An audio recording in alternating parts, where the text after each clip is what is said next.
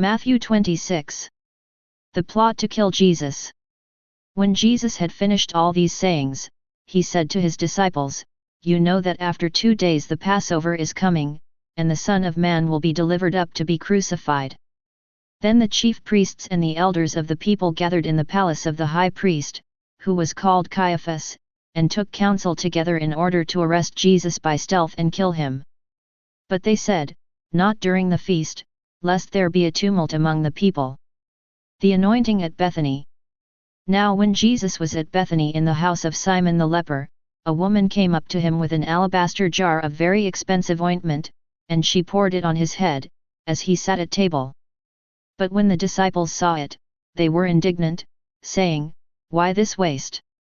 For this ointment might have been sold for a large sum, and given to the poor." But Jesus, aware of this, said to them, "Why do you trouble the woman? For she has done a beautiful thing to me. For you always have the poor with you, but you will not always have me. In pouring this ointment on my body she has done it to prepare me for burial. Truly, I say to you, wherever this gospel is preached in the whole world, what she has done will be told in memory of her." Judas agrees to betray Jesus. Then one of the 12, who was called Judas Iscariot, went to the chief priests and said, "What will you give me if I deliver him to you?" And they paid him 30 pieces of silver. And from that moment he sought an opportunity to betray him. The Passover with the disciples. Now on the first day of unleavened bread the disciples came to Jesus, saying, "Where will you have us prepare for you to eat the Passover?" He said, "Go into the city to such a one, and say to him, the teacher says, my time is at hand, I will keep the Passover at your house with my disciples." And the disciples did as Jesus had directed them, and they prepared the Passover. When it was evening, he sat at table with the 12 disciples, and as they were eating, he said, "Truly, I say to you, one of you will betray me." And they were very sorrowful, and began to say to him one after another, "Is it I, Lord?" He answered, "He who has dipped his hand in the dish with me, will betray me. The Son of Man goes as it is written of him, but woe to that man by whom the Son of Man is betrayed.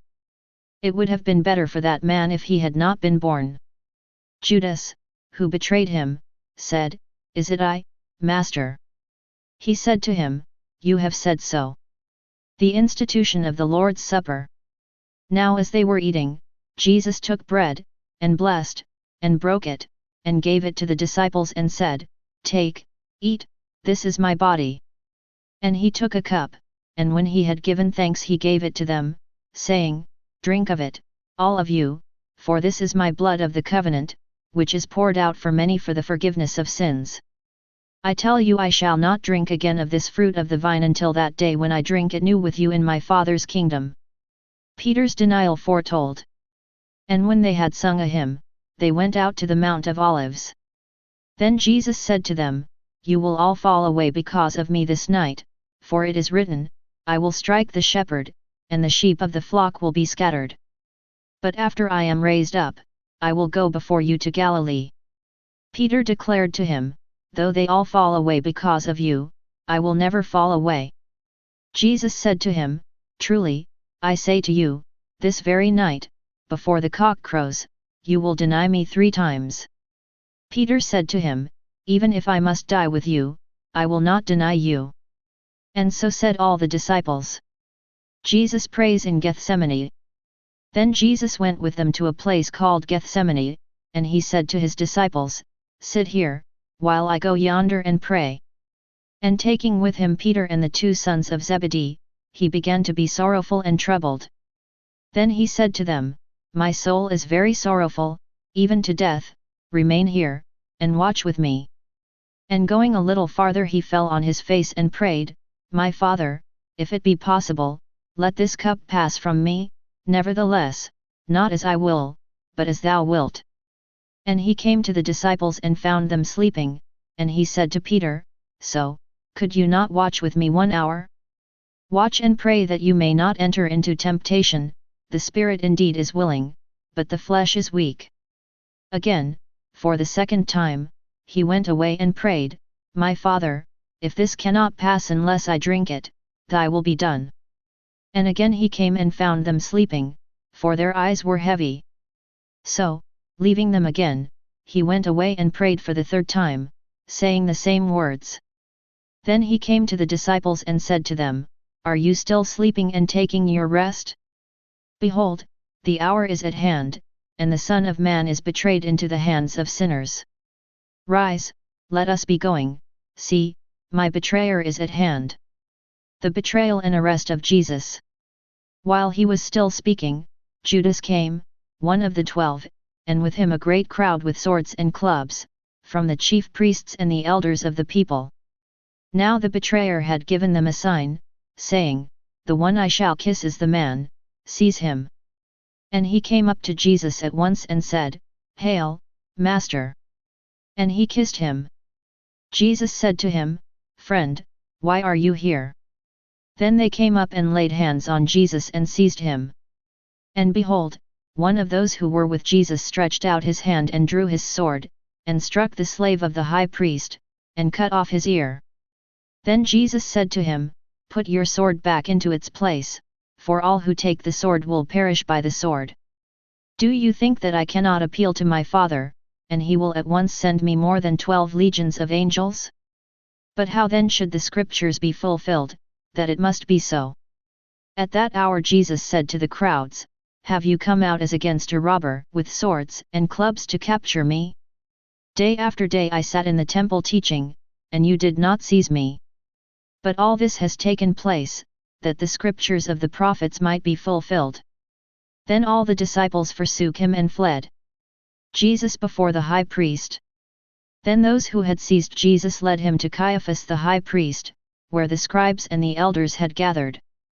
But Peter followed him at a distance, as far as the courtyard of the high priest, and going inside he sat with the guards to see the end.